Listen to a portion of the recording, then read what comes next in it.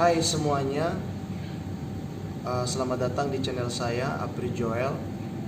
So, hari ini saya pengen bahas tentang berita-berita yang sedang panas banget hari-hari ini ya, tentang virus corona. Jadi, ya saya sempat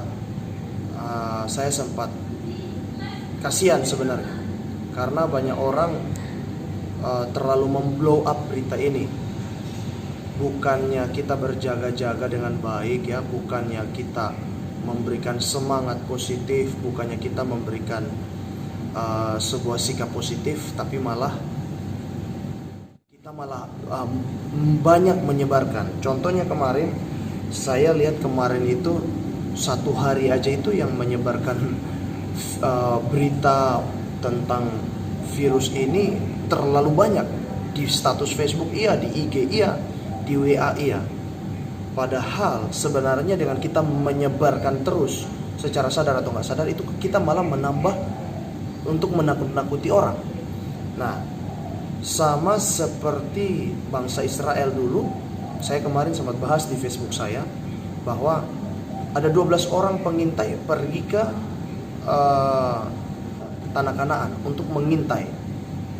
Yang pulang 10, mereka memberitakan kabar busuk. Mereka mengatakan suku bangsa itu terlalu besar, bangsa itu seperti raksasa, kami seperti belalang, mereka akan memakan habis kami.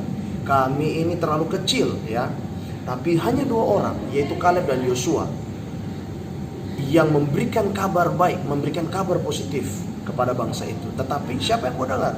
2 orang ini. Mereka lebih banyak mendengarkan orang-orang yang begitu banyak menyebarkan kabar busuk. Nah, jadi setelah itu bangsa itu hampir melempar mati Kaleb dan Yosua. Tapi di situ dikatakan bahwa Kaleb berusaha menenteramkan hati bangsa itu. Kaleb berusaha menenangkan hati bangsa itu. Dalam keadaan tersulit, terkadang untuk membuat sebuah berita-berita yang negatif itu cepat banget. Membuat hoax, membuat sebuah berita yang negatif itu sangat cepat. Dan dampaknya lebih bagus daripada membuat berita positif. Ternyata kejadian ini sudah terjadi dari zaman dahulu. Tetapi cuma 1 orang, 2 orang yang memiliki hati yang berbeda di antara yang lain, di mana mereka berusaha menenangkan hati bangsa, di mana mereka berusaha untuk memberitakan kabar yang baik, berita yang positif. Dan kemarin saya langsung masukin ke Facebook. Hari ini saya lihat puji Tuhan sudah mulai ada banyak orang-orang yang membuat sebuah pembalikan keadaan, kabar yang baik tentang keadaan hari-hari ini. Jadi yang saya bingung itu adalah yang kena terjangkit 2 orang di Depok, tapi satu Indonesia itu sudah blow up kemana-mana, sudah menyebar dan sudah membuat banyak orang ketakutan. Dan yang paling parahnya, banyak orang ketakutan dan panik. Dan akhirnya ini menjadi kesempatan untuk orang membeli dan menimbun masker dan menjual dengan harga yang mahal ya. Dan juga banyak orang yang menimbun makanan di tempatnya ya. Ini kesempatan banget nih buat orang-orang yang berduit untuk menimbun semua sembako, menimbun semua bahan baku, bahan pokok, sampai orang banyak yang gak bisa dapatkan makanan. Kemarin teman-teman saya beberapa share ke saya, dan mereka mengatakan ini keadaan gini nih banyak orang bodoh. Kenapa? Karena saya tadi sempat cari makanan untuk anak saya. Saya cari ayam kampung udah gak dapat lagi. Saya cari kemana-mana beberapa bahan yang saya perlukan untuk rumah tangga saya sudah gak dapat. Ini orang-orang kok banyak yang bodoh ya. Kan kasihan ini orang-orang yang kecil, kasihan orang-orang yang menengah ke bawah yang memang mereka pengen membeli makanan. Bagaimana? Mereka butuh bahan makanan bagaimana? Nah, saudara, yang saya mau bilang bahwa kita waspada boleh, berjaga-jaga boleh, tapi panik jangan, takut jangan ya. Saya suka yang disampaikan oleh Edosel. Tadi saya baru lihat di videonya, dia mempresentasikan tentang presentasi penyakit dan juga yang mati karena virus ini. Saya memang belum banyak nonton, tapi saya cuma lihat sepotong aja di iklan. Saya bilang benar itu. Jangan kita terlalu melebih-lebihkan tentang berita ini. Yang kena itu 2 orang, tapi ini semua orang sudah pada panik dan ketakutan, dan beberapa market itu sudah habis.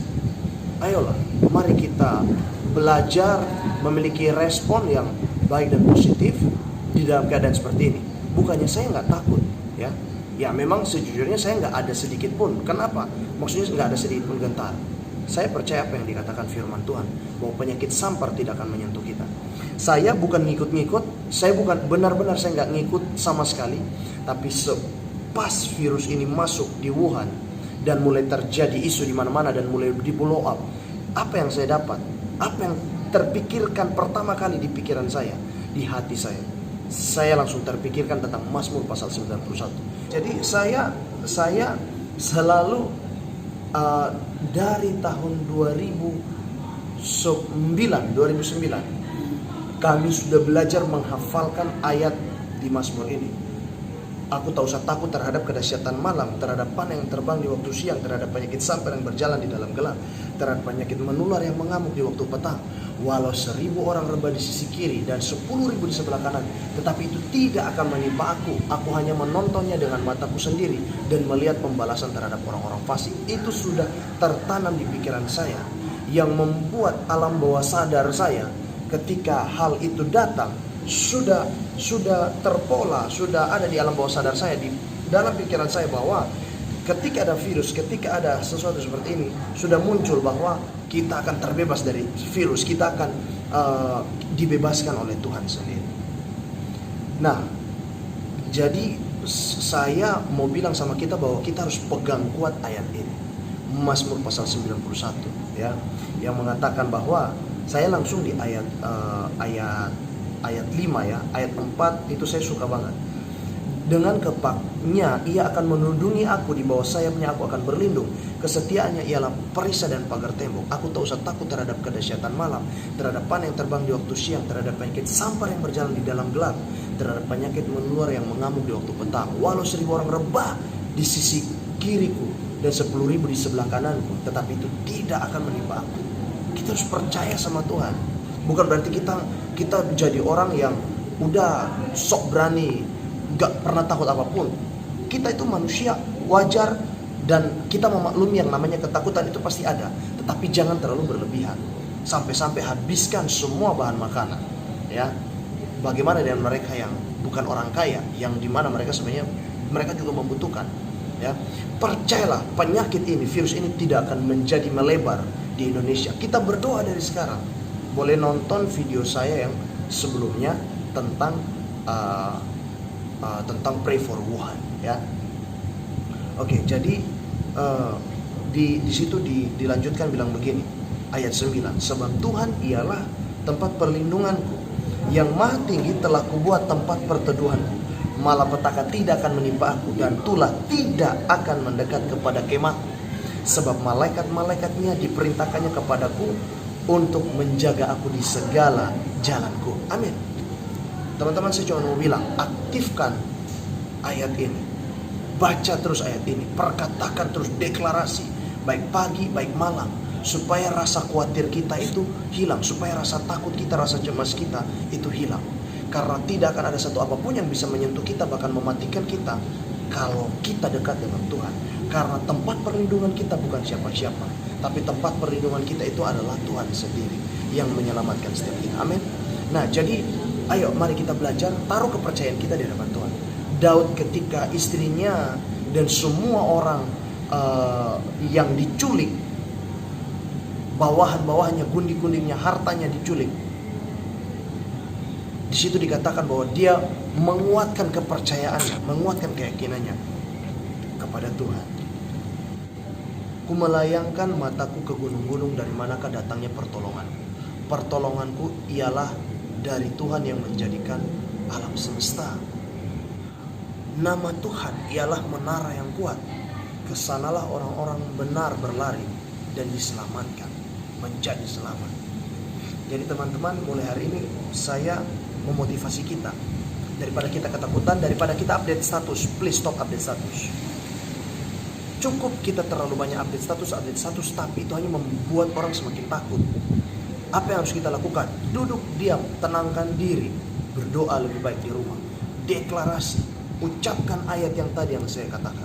Ucapan itu terus menerus, dan itu akan melindungi kita dari setiap virus atau sakit penyakit apapun. Oke?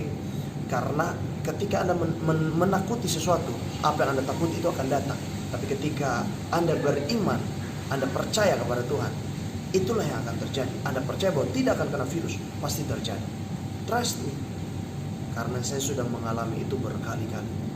Seseorang yang takut berlebihan, dia sebenarnya akan menarik apa yang dia takuti itu. Ketika seseorang merasa cemas akan sebuah penyakit, dia sebenarnya secara resmi membuka pintu agar penyakit itu masuk ke dalam hidup. Akhirnya jadilah dia kena penyakit yang ditakuti itu. Semakin seseorang takut, itu jadi. Tapi kalau Anda berani menaruh kepercayaan Anda di dalam Tuhan, Tuhan pasti tolong, Tuhan pasti selamatkan. Tetap semangat, jangan takut, berdoa.